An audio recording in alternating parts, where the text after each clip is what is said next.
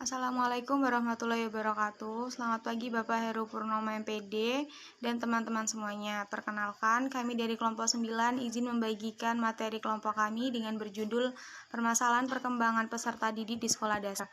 Berikut materi kelompok kami dengan beranggotakan saya sendiri, Meli Puspa Angilia, NPM 210. Perkenalkan, nama saya Vinda Puspita Ningrum dengan NPM 297. Perkenalkan, nama saya Anjani Fatmadila Kusmawastuti dengan NPM 288. Fisik anak. Dalam perkembangan fisik anak mempengaruhi kemampuan motorik. Perkembangan ini sering ditandai dengan perubahan pada tinggi dan berat badan anak, serta tubuh dan perkembangan otak. Gangguan fisik dan motorik anak yang mengalami kelainan atau cacat memerlukan pelayanan pendidikan khusus. Untuk mengatasi masalah ini sejak dalam kandungan diperlukan asupan gizi yang harus diperhatikan. Jika anak memiliki keterbatasan, maka berikan mereka motivasi dan pendidikan bagi penyandang keterbatasan tersebut agar mereka mempunyai kemampuan selayaknya orang yang memiliki perkembangan secara normal. Jenis permasalahan fisik anak yang pertama masalah motorik, yaitu keterampilan menggerakkan tubuh secara harmonis. Yang kedua masalah penglihatan, jika penglihatan mengalami gangguan maka perkembangan anak akan terhambat. Yang ketiga masalah pendengaran, anak mengalami kesulitan dalam membedakan bunyi atau suara. Yang keempat masalah bahasa, anak tidak mampu memahami bahasa lisan yang diucapkan oleh orang sekitar. Yang selanjutnya yaitu faktor yang mempengaruhi permasalahan anak. Pada faktor ini terdapat dua faktor, yaitu faktor eksternal dan internal. Faktor internal kelainan pada sistem otak, faktor genetik dan saraf, dan sedangkan faktor eksternal keluarga, lingkungan sekolah, masyarakat, media televisi atau media online. Masalah perkembangan kognitif. Menurut IDEA, anak dengan masalah perkembangan kognitif adalah anak yang mengalami gangguan di satu atau lebih proses dasar psikologi.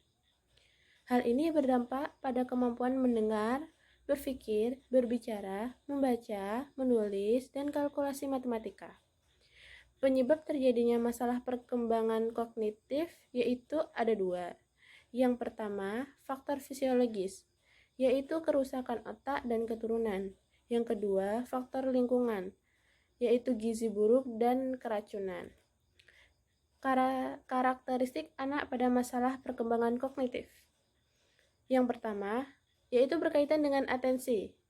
Yang kedua, secara akademik, yaitu bermasalah pada kegiatan membaca dan menulis.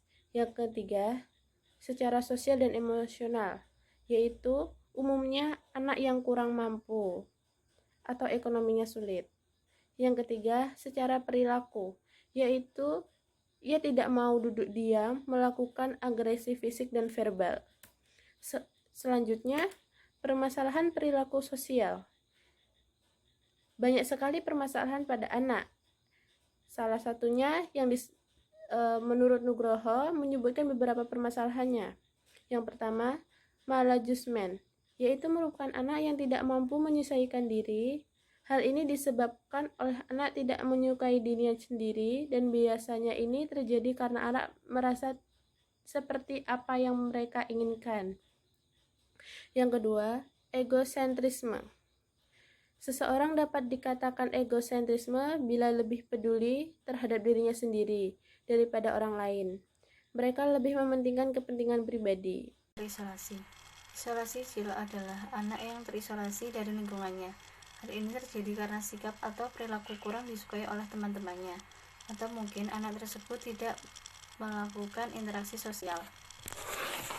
Yang keempat yaitu agresif. Agresif merupakan tingkah laku menyerang fisik ataupun verbal atau berupa ancaman disebabkan adanya permusuhan. Tingkah laku ini muncul pada anak sebagai reaksi terhadap frustasi, misalnya dilarang melakukan sesuatu. Yang kelima, negativisme adalah perlawanan terhadap tekanan dari pihak lain untuk berperilaku tertentu. Biasanya mulai pada anak-anak usia 2 tahun sampai 6 tahun. 6. Pertengkaran merupakan perselisihan pendapat yang mengandung kemarahan.